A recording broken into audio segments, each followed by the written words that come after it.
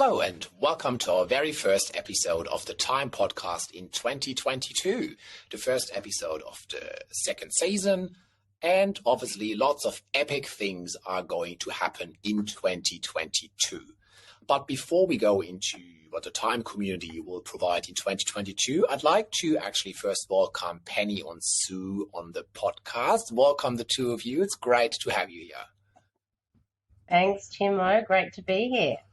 Exactly. Awesome. And Penny's actually back again, I can say. I think this is the third time you donate your time to me. So thank you so much for doing that.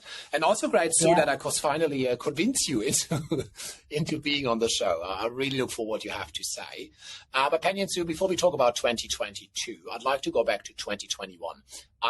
Obviously a very challenging year for everyone, but I love to put a positive spin on things. So for 2021, what were some of the highlights for you?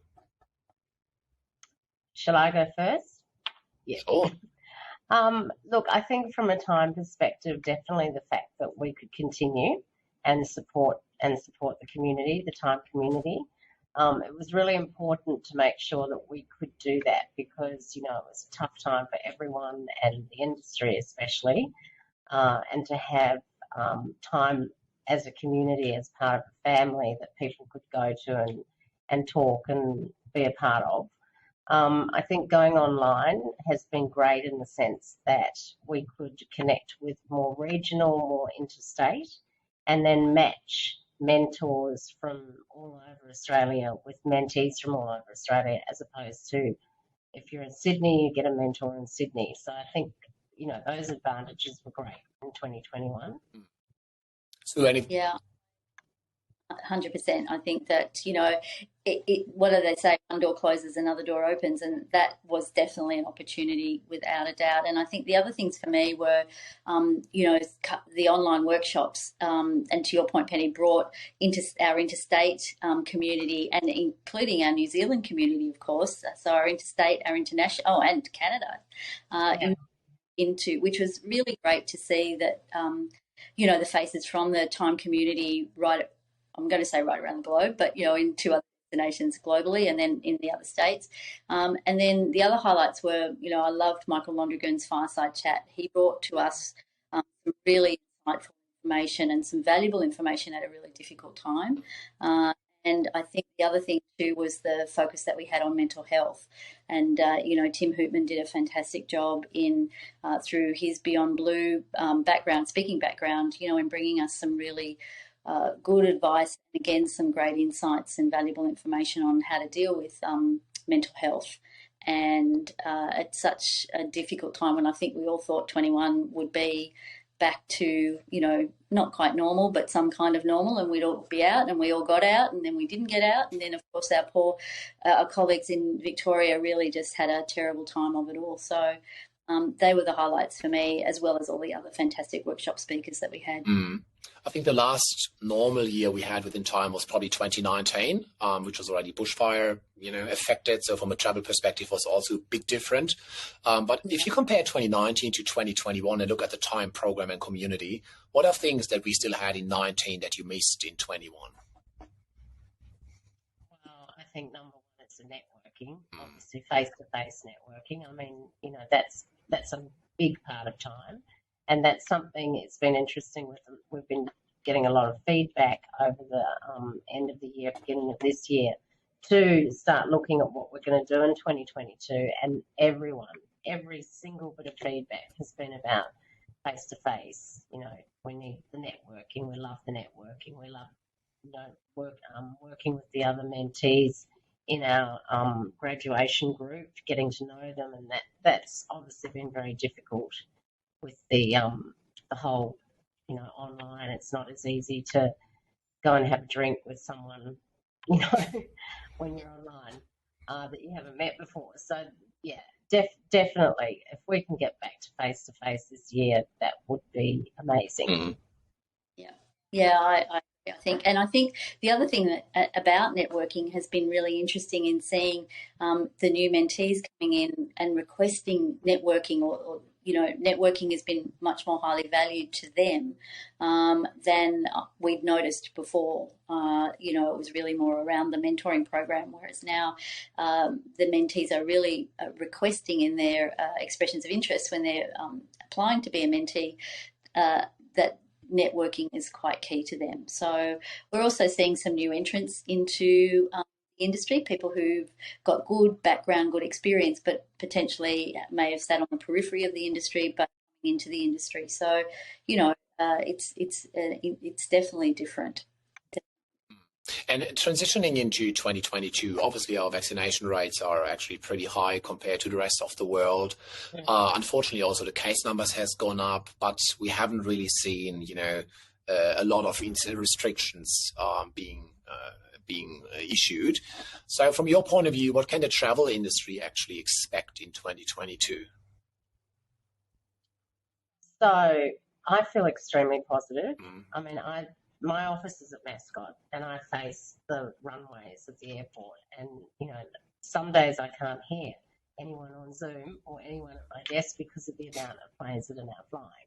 So that is fantastic, and I'm really excited about that. So I think we are going to see, from mid to late, definitely some normality coming back into the travel industry, which hopefully will bring more people coming back into the industry that may have left, or, as Sue said, new entrants that, sort of think, well, let's give it a go. And that's where time can help, obviously, as well. So I feel very positive. I actually feel quite excited that, those 2 years have gone, and now we can concentrate on moving forward. Yeah, that's great, Penny.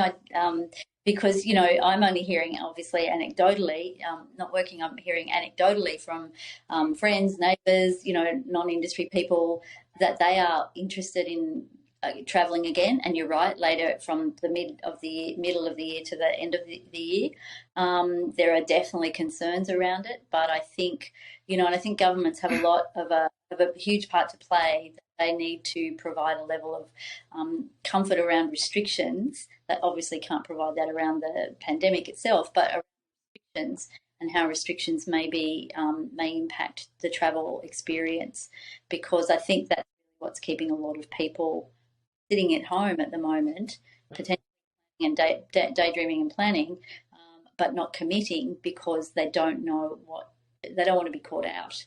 And I think that's going to be quite key going forward. But, I guess what we have learned, of course, is to be agile, that change is all around us, and it's going to be a continuation of change, agility. I won't use that word, the P word that everybody's been using, but, we do need to be able to adapt to anything that's happening quite quickly as well, and get on with it. Yeah, well, we had a lot of clients that did travel over Christmas, New Year, some of which got COVID while they were overseas, some of which had absolutely no problems at all. So I think moving forward as time goes on, there's going to be a lot less of that feeling of, oh my gosh, am I going to get stuck, or am I going to get COVID? I mean, more than likely people will still get COVID overseas, but it's a matter of people's level of risk. Yes, that's right. Yeah, great. Yeah, I was one of them who traveled over Christmas back to Europe and luckily didn't catch it, but definitely be concerned throughout my whole stay that I might be stuck, if I just get a couple of days before my flight back. I have to rearrange everything, obviously, until you've claimed insurance. So there's a lot of uncertainty around that process as well, including for airport and insurance staff as well, because no one really knows how to deal with that pre-Christmas. I think now there's already a lot more experience in the industries, even at the front line. But let's talk more about 2022. Penny, you mentioned you were super excited and positive about this year, and you think things go back to normal-ish. So what is planned for the time in 2022? Well, we would love to expand.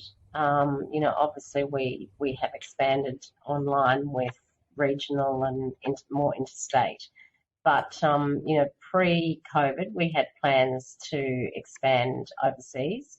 So we were in talks with Canada, and we've been in talks with Singapore, and obviously we started pre-COVID in New Zealand. So expansion is definitely on the books, isn't it, Sue? We 100%. want to get it out there. We would also like to expand to companies, so you kind of white label time, so that if a company particularly wanted their own mentor program, that they would be able to sort of take our mentor program and use that for themselves. So we're, there's a bit of work in progress around that, but that's something that we're looking at as well. Yeah. I think that that we know there's such a huge need out there for mentoring, and as the generations follow the current generations that are working, it's demanded basically as a worker benefit. And I think if we see the quest for talent by many companies, I think the key thing for them, one of the key things, will be mentoring, and it's a great investment, as we know, in people's careers.